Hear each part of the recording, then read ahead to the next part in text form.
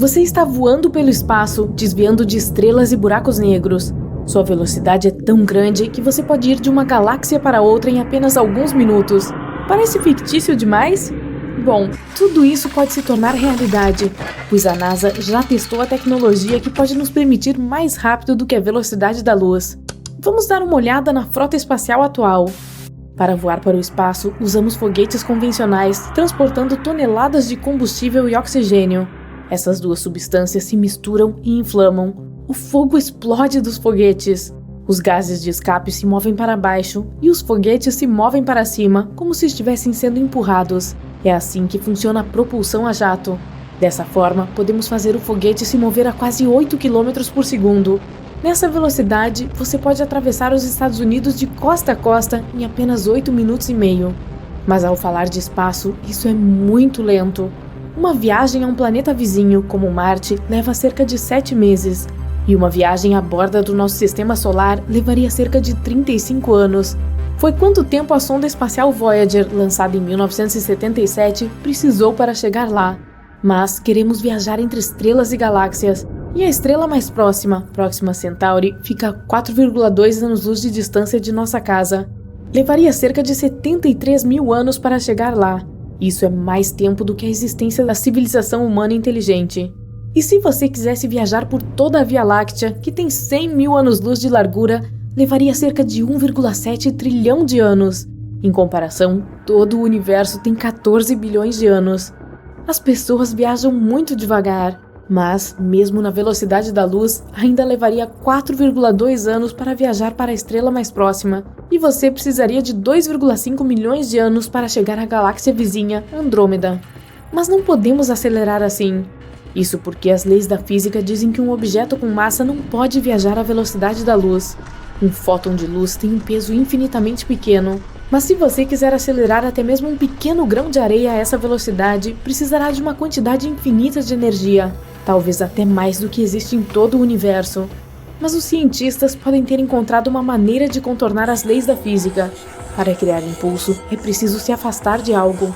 Navios precisam de água, aviões empurram o ar, foguetes usam o combustível que queimam. Mas essa coisa, o N-Drive, funciona de uma maneira diferente. Um magnetron poderoso, como o do seu micro-ondas, envia ondas para este cone. É um ressonador. Faz com que as ondas internas saltem de uma das paredes e atinjam as outras. Como resultado, temos uma força fraca na extremidade estreita do cone e uma força forte na extremidade larga. E, se analisarmos essa força poderosa, veremos que ela é direcionada para a extremidade larga do cone. Portanto, o impulso será na direção oposta. Agora, vamos tornar esse modelo muito maior e colocar o N-Drive em uma nave espacial. A extremidade estreita do cone está voltada para cima, a extremidade larga para baixo. O magnetron começa a funcionar. O ressonador cria impulso e o foguete decola. Não faz barulho e não emite gases nocivos. Esse mecanismo pode acelerar o foguete muito mais rápido do que fazemos com toneladas de combustível. Em teoria, poderíamos até atingir a velocidade da luz. Parece ótimo, mas na realidade não é. Embora o inventor desse dispositivo tenha tentado provar que o N-Drive funciona, nenhum experimento independente em todo o mundo mostrou resultados positivos. A NASA patrocinou a construção de tal máquina em laboratório, mas ela não criou nenhum impulso durante a pesquisa. Outra opção que nos permitiria viajar muito mais rápido do que a velocidade da luz é a propulsão de Alcubierre. Um cientista mexicano descobriu uma maneira de usar a teoria geral da relatividade sem violar as leis da física. Digamos que temos uma nave espacial em um cobertor espaço-temporal, e ela precisa fazer uma viagem para o outro lado do cobertor. Em vez de apenas se mover do ponto A para o ponto B a centenas ou milhares de anos-luz de distância, a nave começa a puxar o cobertor em direção a si mesma. À medida que a nave espacial dobra o cobertor, o ponto B se move em direção a ela. Agora, a nave precisa viajar uma distância muito menor até o ponto B. Ela faz uma viagem rápida e depois endireita o cobertor tempo-espaço de volta ao normal. Voilá! Portanto, essa nave espacial não precisa de motores potentes que queimem toneladas de combustível e oxigênio. Ela se moveria em uma espécie de bolha, mas a parte mais difícil é criar essa bolha. Para fazer isso, precisaríamos de uma quantidade de energia aproximadamente igual à energia de massa de Júpiter. Isso é mais do que podemos produzir na Terra. E ainda assim, os cientistas estão planejando testar essa tecnologia em uma pequena sonda espacial do tamanho da Voyager. Mas esse experimento pode levar décadas ou até séculos. Agora, os cientistas estão tentando atingir pelo menos 20% da velocidade da luz usando um laser. E eles estão planejando chegar à Próxima Centauri em cerca de 30 anos. É provável que aconteça assim. Uma nave-mãe será lançada da Terra. Ela carregará milhares de sondas espaciais do tamanho de uma unha. Depois de atingir a órbita, a nave-mãe lançará as sondas no espaço. Cada sonda então levantará uma vela, um pedaço fino e reflexivo de material do tamanho de um estacionamento. Então, será focado um poderoso feixe de laser da Terra diretamente nas velas das sondas. Isso lhes dará uma aceleração 1000 vezes mais forte do que a aceleração da queda livre na Terra. Uma a uma, as sondas serão lançadas e irão para o seu destino. Nem precisaremos manter esse feixe de laser o tempo todo. Se você desligar os motores de um navio comum na água, ele começará a perder velocidade devido ao atrito com a água. Mas o espaço é um vácuo quase perfeito. Não há literalmente nada lá. Portanto, não há atrito. Tudo o que teremos que fazer é acelerar as sondas até alcançar a velocidade necessária. A 20% da velocidade da luz, essas sondas podem chegar ao Sol em apenas 40 minutos. Mas em vez disso, elas irão para a estrela Próxima Centauri. Após cerca de 30 anos de viagem, outros 4 anos se passarão antes de recebermos um sinal das ondas. Existem vários exoplanetas nesse sistema, e alguns cientistas esperam encontrar pelo menos vestígios de vida lá. Mas essa tecnologia de vela pode ser usada no espaço mesmo sem um laser poderoso. Podemos usar o Sol. Se criarmos uma vela do tamanho de um campo de futebol e a desdobrarmos no espaço, ela começará a captar os raios do Sol. E como a superfície da vela é reflexiva, os raios rebaterão nela. Isso criará impulso e impulsionará a nave espacial.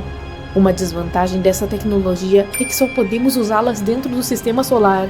No frio espaço interestelar, a vela não será capaz de capturar os raios solares ou o vento solar. Outro candidato para viagens mais rápidas que a luz é um propulsor de íons. Como um foguete convencional, uma nave espacial com propulsores de íons seria impulsionada por gás ejetado para fora. Só que nesse caso, o gás seria ejetado não devido à queima de combustível, mas por causa de um campo elétrico. Precisaríamos criar um poderoso campo elétrico dentro do motor. Partículas de gás que passariam por esse campo elétrico seriam aceleradas e ejetadas para fora. Isso criaria impulso. E embora a aceleração em tal motor fosse muitas vezes mais fraca do que em um foguete convencional, o motor de íons seria capaz de atingir velocidades mais altas. A NASA estava planejando construir uma nave espacial movida a íons para voar para Júpiter. Os motores de íons consomem muita energia, então a nave deveria ser equipada com um reator nuclear e muitos painéis solares. 8 motores grandes deveriam acelerar a nave espacial a cerca de 90 km por segundo. Nessa velocidade, a viagem de Nova York a Londres levaria 1 minuto. Até agora, essa tecnologia foi ativamente testada em diferentes sondas espaciais, mas não forneceu uma solução para como viajar mais rápido do que a velocidade da luz. Talvez as pessoas ainda possam viajar entre galáxias em foguetes convencionais, mas precisarão usar algum tipo de atalho chamado buracos de minhoca. Então, de volta ao nosso cobertor espaço-temporal. O ponto A fica em uma extremidade e o ponto B está na outra. Em vez de viajar por todo o cobertor por milhões de anos, você pode simplesmente dobrá-lo. Então o ponto B estaria logo acima do ponto A, e você poderia chegar lá rapidamente através de um pequeno túnel entre eles. Esses túneis são chamados de buracos de minhoca. Alguns cientistas acreditam que buracos de minhoca podem existir dentro de buracos negros, mas há 2 problemas aqui. O buraco negro mais próximo fica a 1500 anos-luz de distância, então uma viagem para lá levaria muito tempo. O segundo problema é a gravidade do buraco. Os buracos negros têm atração gravitacional mais forte que qualquer outro objeto no universo. Sua gravidade pode esmagar qualquer nave espacial. Isso porque a força gravitacional aumenta a cada centímetro que você se aproxima do centro do buraco negro. E a força que afetaria o nariz da nave espacial seria muito mais forte do que a força que afetaria a cauda. Isso faria a nave espacial virar espaguete e ser dilacerada. Mas há uma teoria afirmando que uma nave espacial ou mesmo uma pessoa pode sobreviver caindo em um buraco negro, mas somente se o buraco negro for supermassivo, como os que se encontram nos centros das galáxias. Eles podem ser milhões e bilhões de vezes mais pesados que o Sol, mas mesmo sendo mais pesados, eles também são maiores em tamanho. Isso significa que a gravidade provavelmente não aumenta tão rápido lá. Você ou sua nave espacial podem não se transformar em espaguete e podem até ver o que há no coração do buraco negro. Repentinamente se perde o controle de satélites eletrônicos. Acontecem surtos de tensão em todo o mundo.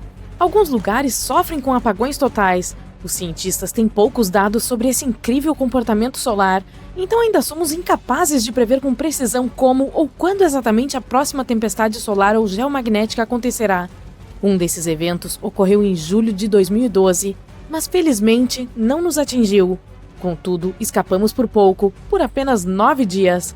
Só para dar uma ideia do que quase aconteceu, preciso explicar algumas noções básicas de astronomia. Uma tempestade solar é uma série de efeitos que sentimos aqui na Terra depois que certos eventos ocorrem no Sol. Nossa estrela não é nada mais do que uma enorme bola de gases fundidos que estão se movendo constantemente. Então, esses eventos acontecem com mais frequência do que você imagina. Uma tempestade solar começa quando o Sol emite explosões de energia. Elas acontecem na forma de erupções solares e ejeções de massa coronal. Esses dois fenômenos enviam cargas elétricas e ondas de campos magnéticos em direção à Terra a uma velocidade surpreendente, de cerca de 4.800.000 km por hora. Quando essas tempestades solares chegam ao nosso planeta, podemos ver auroras boreais em locais próximos ao Círculo Polar Ártico, mas elas também podem afetar o funcionamento de satélites ou outros tipos de comunicações eletrônicas. Algumas dessas tempestades solares podem ser perigosas, e em 2012 chegamos perto de experimentar uma muito forte que poderia ter resultado em uma catástrofe. Foi a mais poderosa em mais de 150 anos, com base em pesquisas feitas por astrônomos. Mas como escapamos dela? Nós tivemos algo a ver com isso ou foi apenas uma mera coincidência? O que sabemos é que uma dessas ejeções de massa coronal atingiu a órbita terrestre no final de julho de 2012. O nosso planeta seguia sua trajetória programada em torno do Sol e já havia deixado para trás esse local específico. Então, você pode estar se perguntando, e se tivesse nos atingido? Acontece que essas intensas tempestades solares são perigosas para todos os tipos de objetos tecnológicos. Considerando que agora estamos literalmente cercados por objetos elétricos, de telefones a carros, tente imaginar o que aconteceria se todos parassem de funcionar repentinamente. E é assim que elas funcionam. As tempestades solares começam com uma explosão ou uma erupção solar. Em seguida, os raios-X e a radiação ultravioleta viajam até a nossa Terra à velocidade da luz.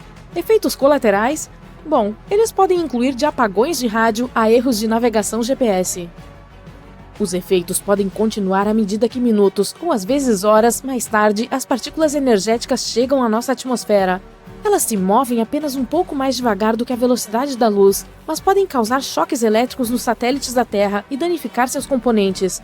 Por fim, cerca de um dia depois, nuvens de plasma magnetizado também chegam até nós. Isso pode causar enormes apagões de energia, mais ou menos paralisando tudo o que há de elétrico. Talvez nem consigamos dar descarga, já que a maioria dos suprimentos de água nas cidades usa bombas elétricas atualmente. No entanto, os efeitos dessas tempestades solares seriam diferentes em todo o mundo. Elas são curiosas por si só, mas por que afetam alguns locais na Terra mais do que outros? Com base em pesquisas recentes, a geologia tem muito a ver com isso, mas eu preciso voltar um pouco para dar uma ideia melhor do todo para você. Aperte o cinto, porque estamos fazendo uma viagem na máquina do tempo, para uma época em que a Lua nem existia, ainda. Há 4,6 bilhões de anos, o nosso sistema solar parecia muito diferente do que é agora, e você não tem ideia do tanto. Centenas de novos planetas começaram a se formar em torno do novo Sol. Planetas como a nossa própria Terra, Vênus ou Marte ainda estavam girando ao redor do cosmos. Na década de 1970, um astrônomo chamado Donald R. Davis desenvolveu uma teoria que dizia que a Lua nasceu quando outro planeta atingiu a Terra recém-formada há cerca de 4,5 bilhões de anos. Ele também indicou que poderia ter sido do tamanho de Marte, e mais tarde chamou esse planeta de Theia. É difícil imaginar como esse impacto poderia ter sido, mesmo com o equipamento que temos hoje em dia. Os astrônomos sugeriram a hipótese do impacto gigante tentando resolver esse mistério. Depois de colidir com o nosso planeta, as camadas rochosas externas da Terra e de Theia foram projetadas em um círculo de matéria cósmica. A partir desses detritos, nasceu o que agora conhecemos como a Lua. O núcleo da Terra aparentemente consumiu o núcleo de ferro de Theia, isso é, se tinha núcleo. Nosso planeta também entrou na posição que ocupa hoje. Dessa forma, tornou-se mais suscetível a tempestades geomagnéticas. Naquela época, havia pouca ou nenhuma informação sobre o que poderia ter acontecido com Theia, além de nos dar nosso único satélite natural. Demorou vários anos para uma série de cientistas chegar a uma nova ideia incrível que revolucionou o que sabíamos sobre o nosso planeta. O que sobrou de Theia está escondido sob 2 camadas de rocha do tamanho de um continente enterrado bem fundo no nosso planeta. Essa teoria também é uma das únicas explicações para por que a Lua é tão seca e tem um núcleo pobre em ferro. Mas por que a geologia é tão importante quando se trata de tempestades solares? Bom, isso porque dados recentes revelaram que o tipo de rochas abaixo de seus pés pode afetar o quanto sua cidade se adapta após poderosas tempestades geomagnéticas. Alguns tipos de rochas, como as sedimentares, por exemplo, geralmente têm mais espaço cheio de água, o que as torna eletricamente condutoras. Outros tipos de rochas, metamórficas e ígneas, são mais densas e têm mais resistência quando se trata de eletricidade. Sempre que uma tempestade dessas acontece, as pessoas que vivem nas terras altas da Nova Inglaterra podem ter um risco maior de sentir seus efeitos.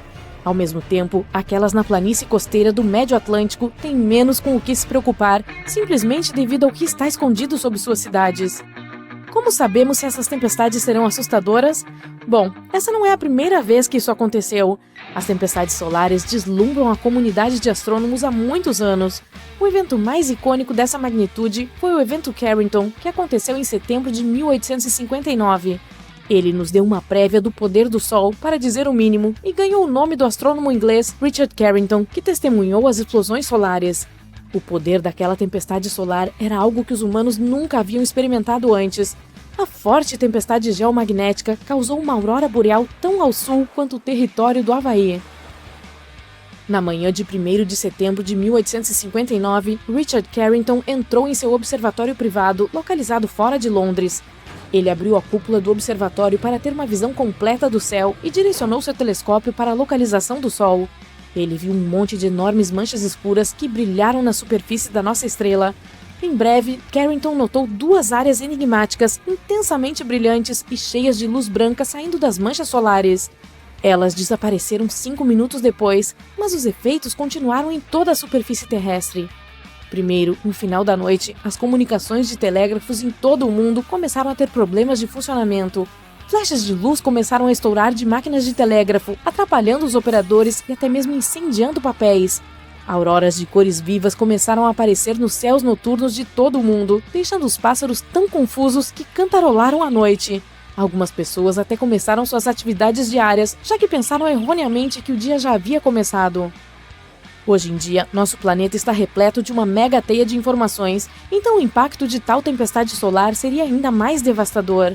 No século XIX, o sistema de telégrafo estava apenas começando, mas essa internet vitoriana era uma maneira importante de enviar notícias e mensagens privadas. Mesmo nos Estados Unidos, os operadores de telégrafos já haviam notado interrupções locais causadas por tempestades e auroras, mas o evento Carrington e seus efeitos foram algo nunca visto antes. Muitas linhas de telégrafo na América do Norte se tornaram inúteis. Um gerente de telégrafo baseado em Pittsburgh até lembrou que as correntes que fluíam através dos fios eram tão fortes que seus contatos de platina correram perigo de derreter. Outro exemplo foi o de um operador de telégrafo localizado em Washington, D.C., chamado Frederick W. Royce, que se machucou quando sua testa tocou um fio terra. Amostras tiradas dos locais gelados da Terra nos dizem que o evento Carrington foi 2 vezes maior do que qualquer outra tempestade solar experimentada nos últimos 500 anos. É muito difícil imaginar qual seria o impacto de uma tempestade dessa magnitude hoje, mas com base em um relatório de 2008, elaborado pela Academia Nacional de Ciências dos Estados Unidos, pode nos custar entre 1 trilhão e 2 trilhões de dólares em danos. No entanto, há coisas que podemos fazer individualmente para reduzir a quantidade de danos, como comprar um gerador ou instalar um suprimento de reserva de energia. Isso pode ser um painel solar ou uma turbina eólica. Além disso, podemos equipar nossas casas com protetores contra surtos que se conectam aos nossos painéis elétricos e podem nos salvar de raios e outros surtos de energia. A solução mais simples de todas? Basta manter desconectados todos os dispositivos que você não está usando. Se não estiverem conectados a uma fonte de energia, não poderão ser afetados por nenhum tipo de surto na corrente. Se um asteroide como o Apophis atingir a Terra, seremos destruídos. Terremotos e tsunamis inundarão tudo. O Apophis é um corpo celeste de 1 bilhão de anos que está no Sistema Solar desde o seu início. Você deve estar pensando, qual é a probabilidade de essa pedra espacial gigante colidir com o nosso planeta em 2029? Bem, vamos descobrir, certo? O Apophis é um asteroide grande e ruim descoberto em 2004 pelo Observatório Nacional de Kitt Peak, no Arizona.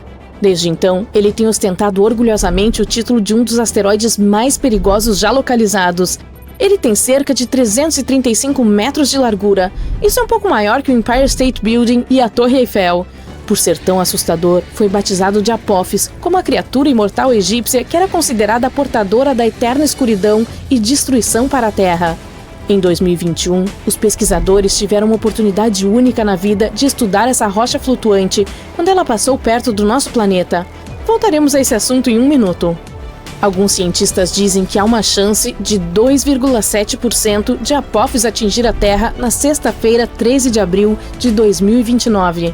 O efeito Yarkovsky é o responsável por isso, pois ele pode empurrar levemente essa rocha espacial em direção à Terra. Esse efeito origina-se da emissão desigual de fótons térmicos por um objeto celeste em rotação, resultando em uma força fascinante exercida sobre ele no espaço. Esses fótons emitidos possuem momento e desempenham um papel fundamental na formação da dinâmica do corpo. O asteroide tem dois lados, escuro e claro, assim como a Lua. O lado claro está voltado para o Sol e é mais quente do que o lado escuro. Mas o asteroide também gira, de modo que os lados mudam constantemente de direção e temperatura. Essa mudança pode ser prejudicial porque empurra ligeiramente o Apophis em direção à Terra. Infelizmente, ninguém sabe como o efeito Yarkovsky influenciará a trajetória do asteroide. Por outro lado, na última passagem do asteroide pela Terra, em 2021, os astrônomos usaram o radar para fazer medições precisas de sua trajetória e concluíram com segurança que o Apophis passará ao largo da Terra em 2029 por cerca de 32 mil quilômetros e não nos incomodará novamente por pelo menos 100 anos. De modo geral, a cada 80 mil anos, nosso planeta é atingido por uma estrela cadente que tem dimensões semelhantes às de Apophis. A última vez que fomos atingidos por um meteoro um pouco menor foi em 2013. Uma nova nave espacial desenvolvida pela NASA, chamada OSIRIS-REx, foi lançada em 2016 para coletar amostras de outro corpo celeste, um pouco menos aterrorizante, chamado Bennu. 4 anos depois, ela finalmente chegou ao corpo, coletou algumas amostras, despediu-se rapidamente de Bennu e começou a viajar de volta para a Terra. As amostras foram armazenadas com segurança em uma cápsula lançada em Utah. Até agora, essa foi a amostra mais significativa já retirada de um asteroide. Após a entrega, a espaçonave não perdeu tempo e começou a perseguir o Apophis. Agora, OSIRIS-REx foi renomeada para OSIRIS-APEX e atualmente está brincando de pega-pega com Apophis. Com um pouco de sorte, no dia 2 de abril de 2029, quando o asteroide passar perto da Terra, a espaçonave alcançará o Apophis e pousará nele. Ela permanecerá no Apophis por 18 meses, coletando informações valiosas e tirando milhares de fotos. O asteroide será monitorado com a ajuda de potentes telescópios. Em algum momento, o Apophis se aproximará demais do Sol e então todo o trabalho de monitoramento ficará nas costas da OSIRIS-APEX. Se você mora na Europa, na Ásia Ocidental ou na África, você é um daqueles sortudos que terá uma oportunidade única na vida de ver o Apophis a olho nu. Ele estará visível no céu dessas regiões em 2029, e aqueles que tiverem telescópios poderão avistá-lo mais uma vez em 2036. A OSIRIS-APEX definitivamente terá alguns problemas porque o asteroide tem uma crosta espessa e a espaçonave não conseguirá coletar dados com a mesma facilidade que teve com Bennu. A OSIRIS-APEX tem um propulsor exclusivo que soprará toda a poeira do Apophis durante o pouso. Essa será a oportunidade perfeita para analisar a superfície do asteroide e ver do que ele é feito. A nave passará 1 ano e meio mapeando o asteroide, tentando detectar mudanças em seu formato. Toda essa pesquisa mostrará como o corpo celeste provavelmente se moverá, de modo que possamos elaborar planos melhores para proteger a Terra de tais coisas. Em 2025, a NASA também lançará a missão Apophis Pathfinder, que será a primeira nave espacial a tocar esse asteroide. Ela aterrissará aproximadamente 1 ano após o lançamento. Além disso, a NASA propôs o envio de um enxame de pequenas naves ao espaço para ajudar a humanidade a desenvolver táticas de proteção eficazes contra ataques de asteroides. Sabemos que o Apophis se originou no cinturão primário de asteroides entre Marte e Júpiter. Nos últimos milhões de anos, esse corpo celeste mudou sua trajetória devido à considerável influência da gravitação de Júpiter. Agora, parece que ele favorece mais o Sol, o que significa que esse asteroide está muito próximo da Terra. É por isso que ele é classificado como um corpo celeste próximo à Terra. Muitos testes e pesquisas foram realizados para encontrar uma maneira de lidar com os asteroides. Algumas soluções incluem perfurar e detonar o corpo espacial a partir de seu interior, ou testar novas tecnologias, como acoplar foguetes a ele e tentar afastá-lo da Terra. Também podemos atingi-lo com algo que se mova em alta velocidade para fazer com que ele mude seu curso. O Apophis é um asteroide do tipo S, feito de rocha e metais, como ferro e níquel, e tem o formato de um amendoim. Ele pode nos dizer muito sobre o passado e possivelmente sobre o futuro. A coleta de amostras desse objeto espacial poderia revelar como a vida na Terra começou e como plantas surgiram. Existem muitas teorias que sugerem que a água chegou ao nosso planeta em um asteroide ou em um cometa. Asteroides são como cápsulas do tempo de valor inestimável. Ao contrário das rochas da Terra, que passaram por milhares de mudanças, como a erosão, a maioria dos corpos celestes ainda está intacta e é muito mais fácil de estudar. Quando os meteoros caem na Terra, eles ficam cobertos de detritos que são impossíveis de limpar. É por isso que estudar o Apophis enquanto ele ainda está no espaço é tão importante. Além disso, alguns asteroides são feitos de metais preciosos, como a platina. No momento, temos uma alta demanda por metais que usamos na produção, e a mineração na Terra é bastante complicada. Apenas um grande meteoro pode conter ferro, níquel, ouro e platina, que poderiam durar milhões de anos. Se Apophis tiver essa quantidade de metais, vamos querer quebrá-lo e trazer isso de volta à Terra. Uma rocha espacial pode valer $4 trilhões, tornando a mineração espacial altamente lucrativa. Ainda assim, nos custaria mais trazê-lo de volta à Terra do que escavar esses materiais aqui. Com o avanço da tecnologia e o desenvolvimento de novos tipos de foguetes, isso pode se tornar possível em algum momento. Portanto, mesmo que estejamos a salvo do Apophis pelos próximos 100 anos, você provavelmente ainda quer ver o que aconteceria se algo parecido ocorresse. Vamos lá, com certeza você quer. Bem, primeiro deixe-me dizer que você ouvirá o som da colisão e saberá o que aconteceu, mesmo que esteja a quilômetros de distância. Você deve sair de sua casa ou apartamento imediatamente. Logo após o impacto, ocorrerão terremotos enormes e muitos edifícios altos cairão. Portanto, ficar longe das cidades pode ser a melhor opção se você tiver escolha. Mas não fuja de carro, haverá enormes engarrafamentos e todos entrarão em pânico. Ir a pé ou de bicicleta é sua melhor opção nesse cenário. Um meio de transporte privilegiado será o avião. Portanto, se você sempre quis tirar a licença de piloto, agora tem uma boa desculpa. Se tiver tempo, leve lanches e água e um par extra de meias. É bom morar perto do oceano ou do mar, mas nesse cenário, esse é o pior lugar para se estar, porque ondas gigantes de tsunami atingirão as costas após o impacto. Se você mora longe da área afetada, o tsunami pode levar 30 horas para chegar. Você terá um pouco de tempo para se preparar.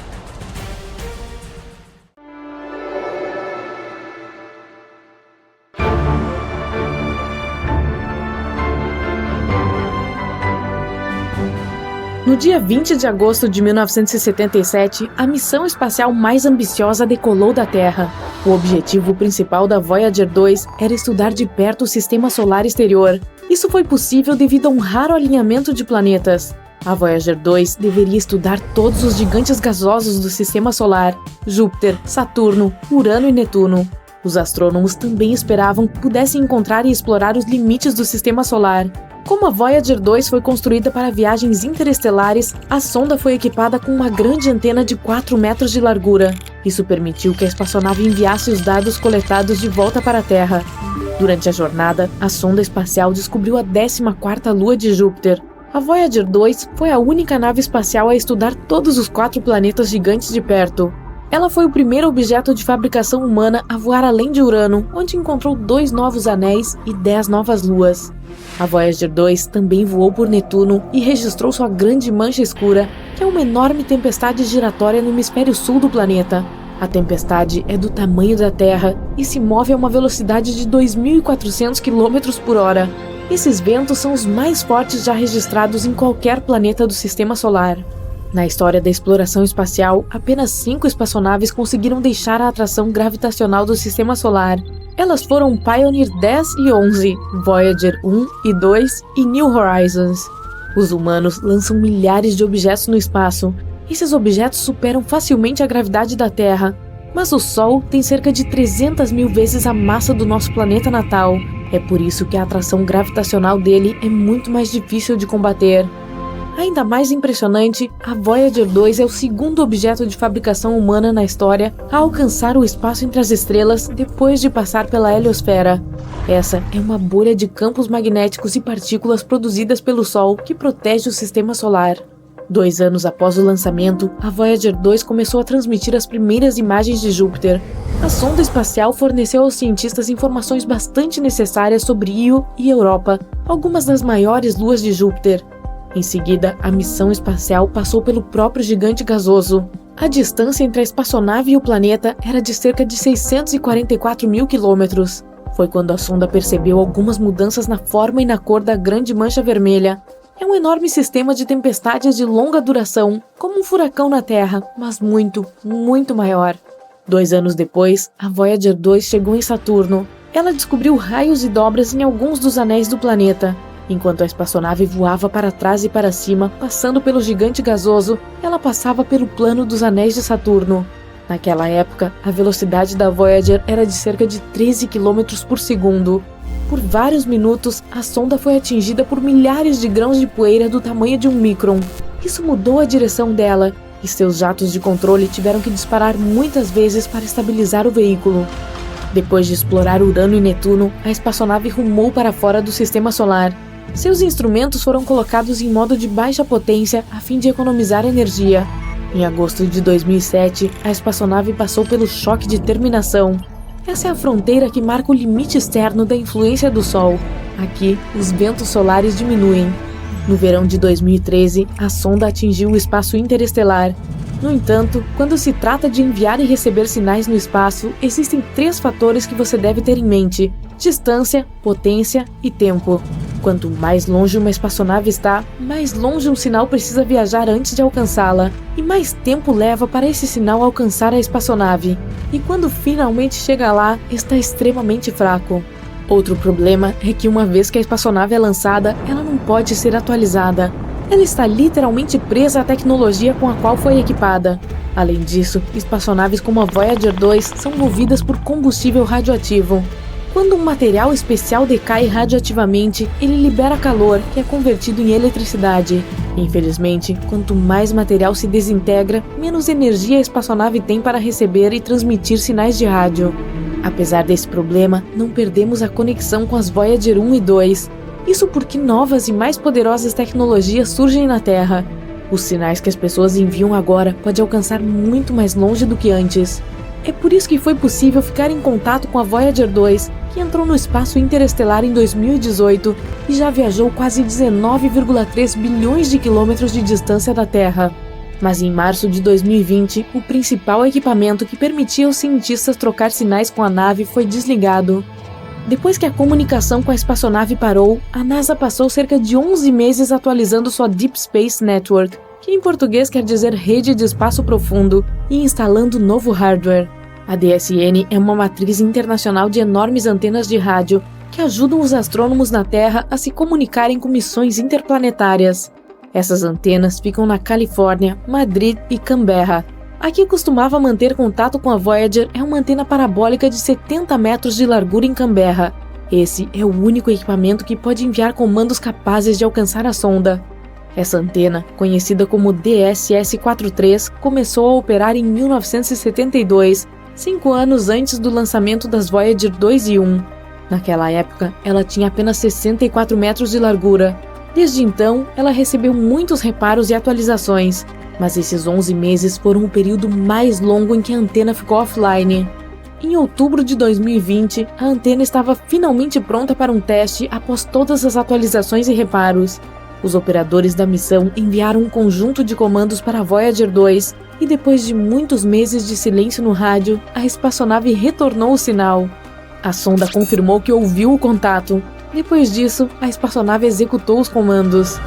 Enquanto a antena estava offline, os operadores da missão ainda conseguiam receber dados científicos e atualizações da Voyager 2.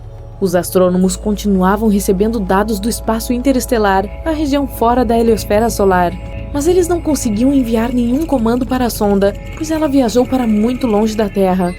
A antena atualizada recebeu 2 novos transmissores de rádio, e foi na hora exata. Um dos transmissores, que era usado para se comunicar com a Voyager 2, não havia sido substituído em quase 50 anos. A antena também recebeu novos equipamentos de resfriamento e aquecimento, bem como outros eletrônicos necessários para suportar os transmissores avançados. Uma coisa curiosa sobre a Deep Space Network é que suas antenas de rádio são posicionadas de forma muito precisa. Elas estão distribuídas igualmente ao redor do globo. Dessa forma, quase todas as espaçonaves podem ficar em contato com pelo menos uma instalação o tempo todo, mas a Voyager 2 é uma exceção. Em 1989, ela sobrevoou Tritão, a lua de Netuno. Esse foi o único e mais próximo encontro que as pessoas tiveram com o 8º planeta do Sistema Solar e sua lua. A propósito, Tritão é o maior objeto conhecido que se acredita ter nascido no cinturão de Kuiper. Esse cinturão é um anel em forma de donut ao redor do Sol, repleto de objetos de gelo. A Voyager 2 descobriu o sistema de anéis de Netuno e suas pequenas luas internas. A sonda também coletou muitas informações surpreendentes sobre Tritão. Por exemplo, ficou claro que a Lua é coberta de criovulcões. Em vez de cuspir rocha derretida, esses vulcões cospem gelo composto por água, amônia e metano. Quando a espaçonave New Horizons passou por Plutão mais de 25 anos depois, descobriu o mesmo fenômeno no planeta anão. De qualquer forma, para fazer esse desvio, a Voyager 2 teve que viajar pelo polo norte do gigante gasoso. Mas isso mudou a trajetória da sonda, desviando-a para o sul em relação aos planos dos planetas. Desde então, a Voyager 2 tem se movido nessa direção. E agora, a espaçonave está tão longe que está fora do alcance das antenas de rádio no hemisfério norte, aquelas em Madrid, na Califórnia. Isso torna a DSS-43, localizada no hemisfério sul, a única antena poderosa o suficiente para transmitir a frequência certa para enviar comandos para a Voyager 2. A Voyager 1, a gêmea da sonda de viagem rápida, não mudou sua trajetória. Depois de passar por Saturno, tomou um caminho diferente. É por isso que agora ela pode se comunicar facilmente com as 2 instalações no hemisfério norte. A atualização pela qual o complexo de comunicação de espaço profundo de Canberra passou também pode beneficiar outras missões espaciais. Por exemplo, o astromóvel Mars Perseverance, que pousou no planeta vermelho em 18 de fevereiro de 2021. A antena também será crucial para explorar outros planetas e a Lua. Neil Armstrong estava se preparando para sua missão na Lua há mais de 3 anos. Para resistir às condições de microgravidade, ele precisou aprender a andar de lado, sendo amarrado e suspenso em um ângulo e tentando andar ao longo das paredes. Seus limites foram testados através de uma dieta intensa e regime de sono, já que no espaço ele só teria carne e vegetais previamente desidratados e colocados em uma embalagem. Antigamente, os astronautas tinham que passar dias no deserto, na selva, no mar aberto, além do treinamento de sobrevivência ártica. Hoje em dia é muito mais estruturado, mas naquela época era algo como vamos deixar essa pessoa no meio do nada sem suprimentos e ver se sobrevive. Antes de pousar na Lua, Neil Armstrong teve que coletar e estudar amostras de rochas no Grand Canyon, explorar antigas formações vulcânicas na área de testes de Nevada e procurar aberturas de gás e lava, lagos de lava e crateras em vários locais do Havaí. Em 20 de julho de 1969, Armstrong recebeu um café da manhã saudável antes de decolar: bife, ovos, torradas, suco e café. Ele recebeu o que os médicos chamam de refeição de baixo resíduo, o que significa que ele não teria que ir ao banheiro logo depois. Levou 109 horas e 42 minutos para chegar à superfície da Lua, em uma área chamada o Mar da Tranquilidade. Ele teve que viajar 384.400 quilômetros para chegar lá. A tripulação poderia ter ido para o Oceano das Tempestades ou para a Baía Central, mas este lugar foi escolhido para pousar porque tinha boa visibilidade, era relativamente plano e facilmente acessível com o mínimo de combustível possível. Quando estava a cerca de 150 metros acima da superfície da Lua, Armstrong teve que manobrar a nave espacial manualmente para garantir que não pousasse em uma cratera perigosa. Ele continuou sobrevoando por cerca de 1 minuto e meio, movendo-a para os lados até se sentir confortável para pousar. Assim que seu dispositivo pousou em segurança, ele imediatamente fez uma conexão por rádio para o controle da missão, localizado em Houston, no Texas, com a agora famosa mensagem: "A águia pousou". Firmemente, ele desceu a escada do módulo lunar enquanto uma câmera de televisão estava conectada à nave para registrar seu progresso. A câmera também transmitiu o sinal de volta à Terra, onde centenas de milhões de pessoas estavam assistindo ansiosamente. Precisamente às 23 horas e 56 minutos pelo horário de Brasília no mesmo dia, Armstrong colocou os pés no solo lunar, dizendo: "Esse é um pequeno passo para o homem, um salto gigantesco para a humanidade." O cronograma dizia que o astronauta precisava dormir antes de pisar na Lua, mas ele escolheu sair mais cedo do que o planejado, já que obviamente não conseguia dormir. Se Armstrong tivesse andado na Lua sem equipamento especial para respirar, ele teria sentido um odor estranho, meio mofado e sulfúrico. Ainda assim, ele teve a chance de sentir o cheiro quando retornou ao módulo lunar. O fato é que partículas do solo estavam agarradas aos seus pés, então o odor se espalhou por toda a cabine. Ele descreveu como o cheiro de cinzas molhadas de uma lareira, ou como o ar cheira após fogos de artifício. Quem teria imaginado que precisaria levar uma vela perfumada quando fosse para a Lua? Além das pessoas que foram até lá, ninguém jamais teve a chance de saber exatamente que cheiro a tripulação sentiu. Mesmo durante essa primeira missão, quando amostras de solo e rocha da Lua foram transportadas para laboratórios em containers herméticos, quando abertas na Terra, surpreendentemente o cheiro havia desaparecido. Ele também sentiu que a superfície da Lua era fina e parecia um pó, mas disse que não tinha dificuldade em se movimentar. Um outro membro de sua equipe se juntou a ele cerca de 20 minutos depois. Toda a caminhada lunar levou um pouco mais de 2 horas. Durante esse tempo, Armstrong e seu companheiro de equipe configuraram vários dispositivos na superfície do nosso satélite. Um deles era para medir com precisão a distância exata de lá até a Terra, cronometrando o tempo de um feixe de laser para ir e voltar da Terra até a superfície lunar. Outro era destinado a medir terremotos lunares e possíveis impactos de meteoros, o que nos levou à descoberta de que a Lua estava muito viva afinal. Sabemos hoje que os maiores terremotos lunares são muito mais fracos do que os terremotos que acontecem na Terra, embora seus movimentos possam durar até 1 hora, muito mais do que no nosso planeta. Eles conseguiram reunir cerca de 23 quilos de amostras de rocha e solo, e também tiraram muitas fotografias do terreno, onde também hastearam uma bandeira dos Estados Unidos. O astronauta até teve a chance de conversar com o presidente Richard Nixon por menos de 1 minuto. A última coisa na lista para Armstrong era dar uma caminhada até o que hoje é conhecido como Cratera Oriental, 60 metros a leste do módulo lunar. Foi a maior distância percorrida da nave espacial naquela missão específica, aproximadamente o comprimento da metade de um campo de futebol. Assim que suas tarefas foram concluídas, Armstrong voltou para o módulo lunar e fechou a escotilha com segurança para dormir um pouco. Enquanto se preparavam para a decolagem, Armstrong e sua equipe descobriram que, por causa de seus trajes espaciais robustos, haviam quebrado o interruptor de ignição do motor de subida. Não é grande coisa, eles pensaram, então usaram parte de uma caneta para empurrar o interruptor e iniciar a sequência de lançamento. Às 13h54, a famosa Águia começou a subida. Além do equipamento científico instalado na superfície da Lua, uma placa também foi deixada lá. Dizia: "Aqui, homens do planeta Terra pisaram pela primeira vez na Lua. Julho de 1969 d.C. Viemos em paz por toda a humanidade." Anos depois, Armstrong disse que a NASA limitou seu tempo na Lua, porque eles não sabiam como os trajes espaciais enfrentariam as temperaturas extremas de lá, tão altas quanto 127 graus Celsius durante o dia, a tão baixas quanto 173 graus abaixo de zero à noite. As coisas ficaram um pouco mais complicadas quando Armstrong e sua equipe pousaram de volta na Terra, porque eles haviam sido expostos a partículas espaciais desconhecidas. O resultado? Eles tiveram que ser colocados em quarentena de proteção planetária em seu retorno, assim que sua cápsula espacial pousou com segurança no Oceano Pacífico, em 24 de julho. Essa quarentena específica para os astronautas da Apollo 11 é uma das razões pelas quais temos micro-ondas em nossas cozinhas hoje. Quando eles voltaram da Lua pela primeira vez, inicialmente passaram seus primeiros dias em uma instalação móvel de quarentena, ou MQF. Claro, a MQF tinha cadeiras confortáveis, beliches, banheiros e chuveiros, mas não tinha muito espaço para uma cozinha chique. Como não havia espaço para um forno ou churrasqueira padrão, e também para reduzir os possíveis incêndios que poderiam ter ocorrido, a NASA teve que ser criativa.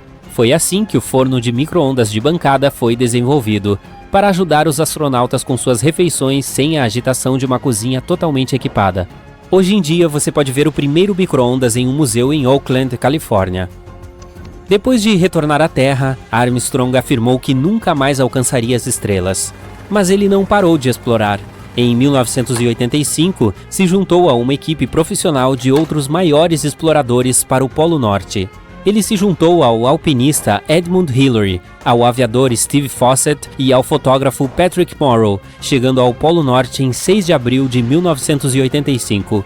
Armstrong afirmou que queria ver como era o gélido polo da Terra de perto, já que ele só o tinha visto da superfície lunar. A missão Apollo 11 foi, no entanto, inesquecível para Armstrong. Em 2015, a instituição Smithsonian descobriu que ele havia guardado escondido um saco de tecido cheio de pequenas partes do módulo lunar, incluindo seu cinto, algumas luzes úteis e seus suportes, uma chave de emergência e a mira óptica que estava montada acima da janela do módulo espacial, assim como a câmera de aquisição de dados que gravou as imagens icônicas de Armstrong dando seu pequeno passo na Lua. Armstrong guardou isso para si por muitos anos, até que sua viúva Carol finalmente encontrou. Ele até manteve isso em segredo de seu biógrafo oficial, que muitas vezes perguntou se ele havia guardado alguma recordação de sua famosa missão. No entanto, ele não trouxe esses objetos de volta à Terra sem que ninguém percebesse. Apenas mencionou que era um monte de lixo que ele queria trazer de volta.